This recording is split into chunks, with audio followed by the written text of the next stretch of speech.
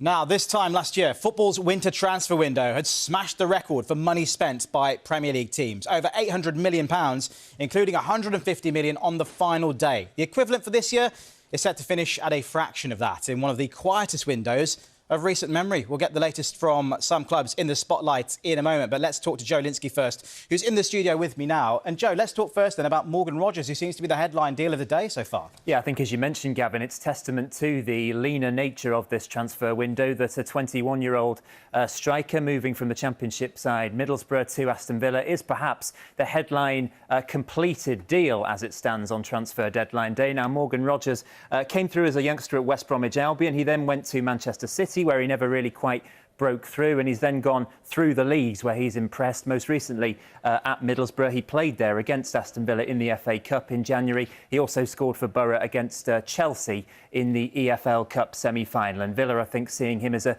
cheaper, a younger option that can perhaps be an understudy to Ollie Watkins and someone they can develop.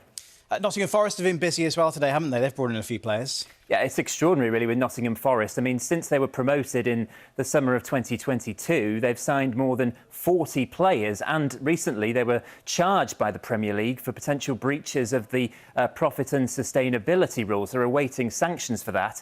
Despite that, they're still looking at potentially 3 late deals in this transfer window.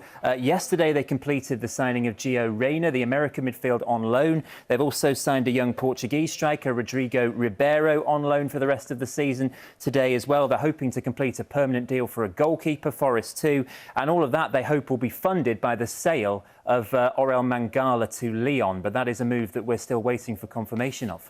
Armando Broja as well, another man who could be on the move across London too. Yeah, Armando Broja is a Chelsea striker, Albanian international. He's only scored 2 goals this season, but I think it's testament to how in-demand strikers are that he's looking at the moment to be on the move to Fulham on loan. Now, Chelsea had put an initial valuation on him of £50 million despite that goal-scoring record. There's even quite a big loan figure involved in this. And I think that tells a story for Chelsea, because they're another club who are under pressure in terms of these Premier League spending rules. They're looking to maximise the value of these players that they have, working to balance the books. And that has been a theme of this transfer window. It's going to be a theme going towards what will be a much quieter deadline this evening. Indeed so. Strikers are premium, aren't they? Joe, thanks very much indeed for that. Joe will stay across this for us in a moment. We'll head to Katie Gornall, where Newcastle have an unusually quiet window this time. But first, to Alex Howell at West Ham, where they're playing Bournemouth this evening, and they've been wheeling and dealing. Alex, what's been happening at West Ham then? They definitely have been wheeling and dealing, Gavin, but it's mainly been outgoings here at the London Stadium. So first off, they've agreed a deal for Pablo Fornals to join Real Betis for a deal around £7 million. He's a really popular player here, but he hasn't had regular game time. The second one is a forward player, and that's Said Benrahma. He looks like to be moving to Lyon on a loan deal with an obligation to buy. He's actually one of the players. He scored a goal when West Ham won the Europa Conference League last season. And the final player who looks like he may be going out the door is Maxwell Cornet. Palace have inquired about him, but he's been named on the bench here tonight, so he won't be signing anything for the next couple of hours. And Alex, one player who is already in the squad and who David Moyes will be hoping to have an impact on the team is Calvin Phillips. It's a big night for him. There's been so much talk, hasn't there, about Calvin Phillips and his lack of game time at Manchester City. Back when England last played, I actually spoke to him and he said he'd agreed with Gareth Southgate that he needed more game time, especially with those Euros in the summer. David Moyes has said he hopes he can have the same impact as Jesse Lingard when he signed here a couple of years ago. He scored 9 goals in 16 games. Phillips isn't that type of player, but he'll be hoping that he can pick up some form and nail a position in the squad when England head to Germany in the summer. Alex Howell, thank you very much indeed for the moment. Right, let's cross over to Katie Gornall now at St James's Park, where Eddie Howe has been looking forward to the window closing this time. Relief, perhaps, that they've kept hold of everyone, Katie.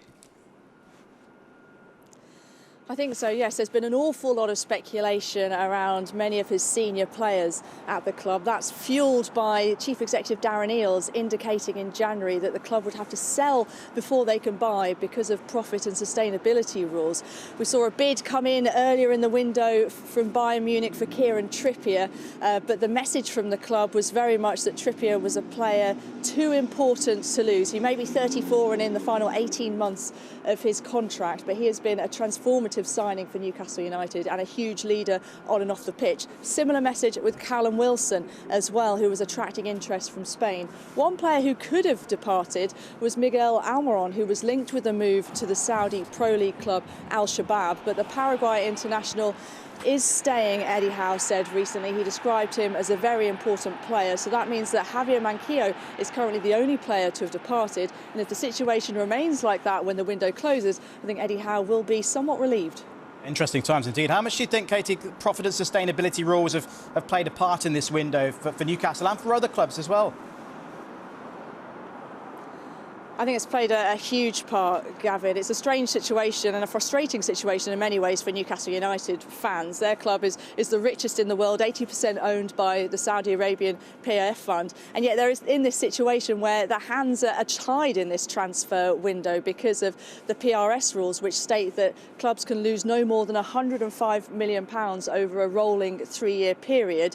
And Newcastle United are very close to the limit. They'll also be wary of what happened to Everton, and other clubs will as well, who fell foul of the financial rules and were docked 10 points. They're awaiting the outcome of their appeal, of course. So that's made, I think, some clubs maybe a little bit more aware, a bit more worried. The situation will be better for Newcastle in the summer, though. There's several players out of contract, then they'll be off the wage bill. There's sponsorship money coming in from their new shirt deal with Adidas. There's Champions League money coming in, so they will have more room to manoeuvre then. But right now they're in a bit of a bind, and for Newcastle United fans it's frustrating because they feel like in some senses their club has won the lottery but they can't cash the ticket.